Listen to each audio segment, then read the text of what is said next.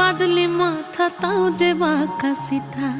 মেদিনীপুরে রায়না চিরন বাঁকুড়ার ওই ফিতা আর যতন করে বাঁধলি মাথা তাও যে বাঁকা সিথা পেছ পাড়িয়া রাজগো